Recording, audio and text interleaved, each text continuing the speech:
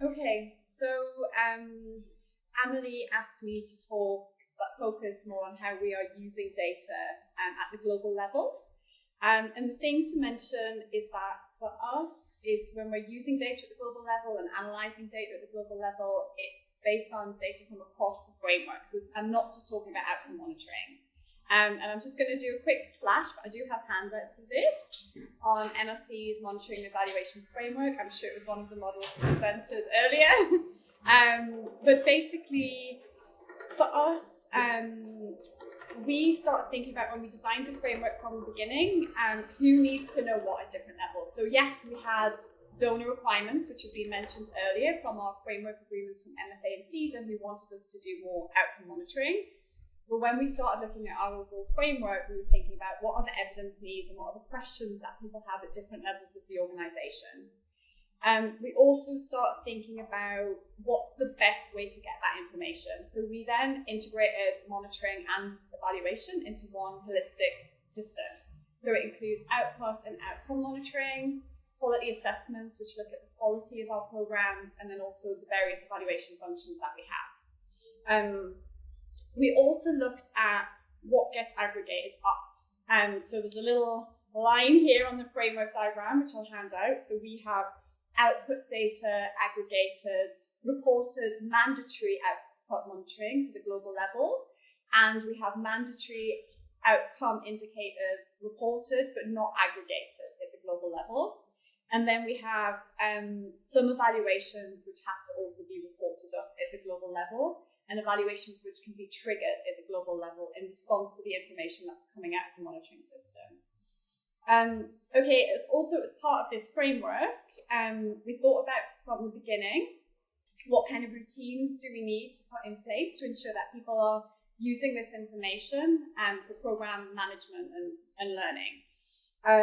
But it took quite a long time to get those things up and running, and we're still working on that very much at the country and regional level. But at the global level, we've now institutionalized two main routines for data use from the M&E framework. And I'm just going to focus on two of them for now. One is, it's called the Program Development Review. It's an annual process where we look at all of the data which is coming up at the global level and analyze that, and have a learning process with the global technical specialists. So, with your shelter team or with your education team. We answer questions such as, what's the scale and scope of our programs? Is there evidence that we are contributing to changes in the lives of our target group? Is our theory of change valid? Do we need to trigger evaluations? Do we need to revise our indicators? And this is now a routine annual process with each team, which leads to then programmatic changes sometimes, like it triggers the need for guidance or follow-up. It triggers evaluations, and it also leads to a revision of our theories of change and indicator when relevant. The second one is the Global Program Results Review. So this targets our field operations management team, so the most senior management in our, what you guys might have, program department, I suppose, and the senior management groups, all the way up to Jan Egeland. And we do this 3 times a year. First of all with field operations, and then with the senior management group. And we look at 3 questions. One is on M&E compliance. The second one is looking at the portfolio of the organisation. So this very much looks at output data. What are we doing where, and does this fit the right portfolio? Is this the right match? Like, do we have the right percentage of IDPs? What's the gender disaggregation look like? Where are we working? Where are we doing emergency programs? The kind of analysis that you can do from global output monitoring, basically. And then we also look at using the data, as I mentioned, we don't aggregate, but more of a case study base to look at interpreting the effectiveness and raising questions about effectiveness for the organisation. So triggering discussions among senior management about what the data might be telling us and what should then be followed up. That's in the global programme. The second mechanism that I mentioned has got 2 components. The first one is the summary report, which I just mentioned. It goes through an interpretation process with relevant competency programme staff and regions. So to make sure we're getting good interpretation about what this means. So if you've got a sudden massive growth or dip or something, or ineffective looking programs, that you do have a response from the relevant teams before it goes to senior management. And this is a really important point, because when we used to previously take data to senior management and hadn't done that, there was a massive reaction across the organisation from people feeling like it wasn't fair how data was being presented. And then the second thing we have as part of that mechanism is they're called thematic reviews. So at the beginning of the year, the senior management group decide what are the 3 strategic or programmatic issues that they would like us to deep dive into and provide more in-depth analysis. So this year, we've decided that they want us to do a bigger analysis looking at monitoring and evaluation data on cash, housing, land and property, which is under our legal program, and protection. Yes. Was I under 10 minutes? You are, but maybe I could ask you a question. Sure.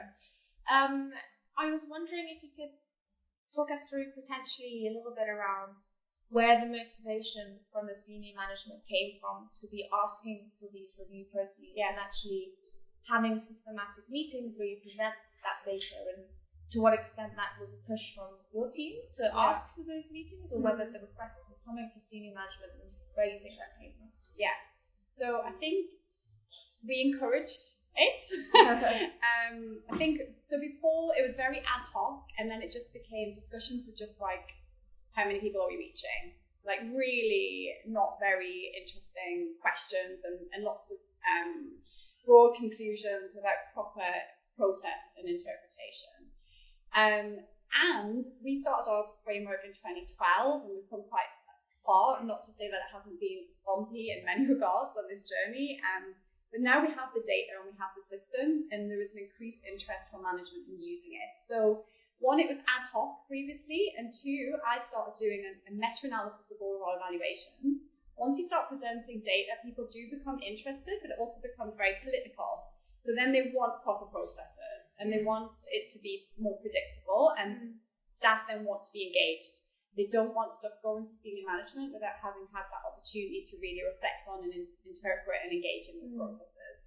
And I have to say, I think the routine helps, and it's quite a new thing. It started at the end of last year, but I think it really helps. It makes it predictable. It gets the buy-in, and I have to say also, like, it massively increases senior management buy-in to M&E's system, and you can then flag, what are the issues underneath, which might be a bit boring to go to senior management with, whereas if they see the data and it tells them something about organisational portfolio and raises interesting questions about programs, I feel like you get that buy-in.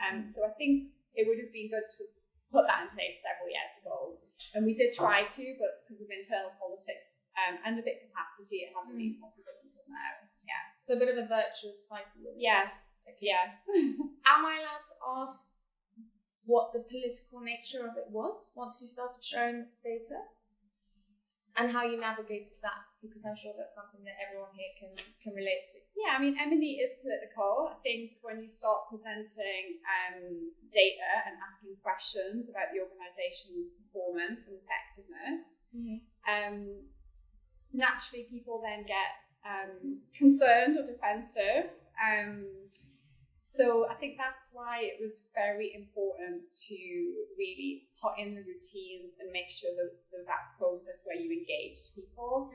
Also, we had to do a lot of work, a lot of advocacy around what are the questions, what's the focus of these meetings, like that took probably a year actually, with many people having opinions. And it was guided by us, but I think it's quite important to invest that time and working with the people that you're going to be presenting the data to, that they have an opportunity to talk about what they would like to see and what those questions should be. So yeah, I think the politics was about sort of ownership and defensiveness and roles and responsibilities. Yeah. And do you now have a set agenda for these meetings? Yes. Okay. Yes. And what does that look like? Are you able to give us some detail? Yes. So they get the report in advance, so they have time to there's 2 reports, the summary report and the in-depth thematic report. They get time in advance to digest it and review it and have time to ask questions. we try very much to play a sort of facilitation role. But I think another thing to think about is that there's also a lot of capacity building in this, like also for senior management, like seeing dashboards, seeing data. It might not be intuitive actually that they know what they're looking at.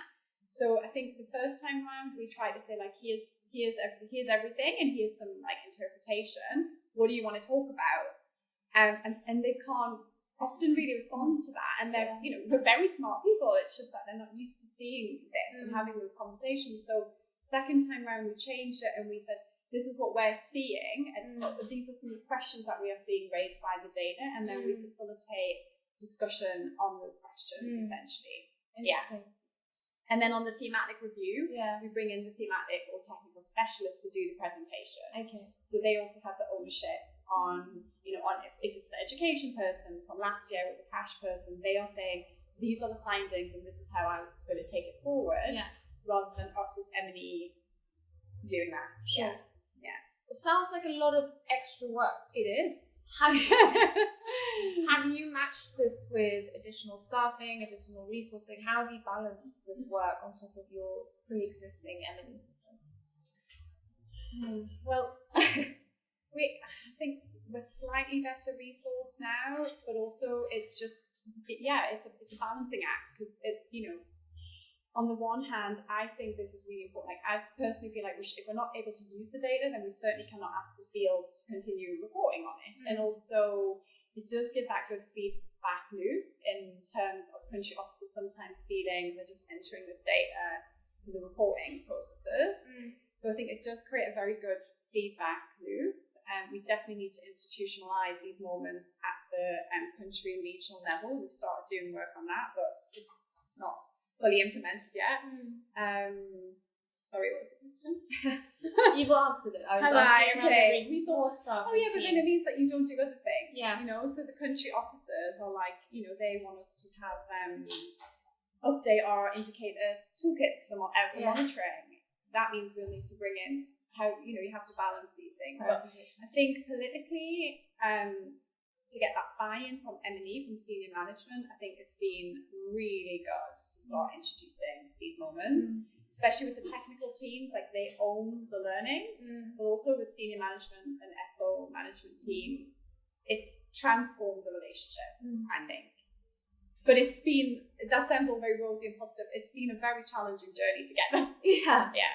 That's wonderful. Yeah. Such encouragement. Okay, fantastic. Thank you so much, Lian. Thank you.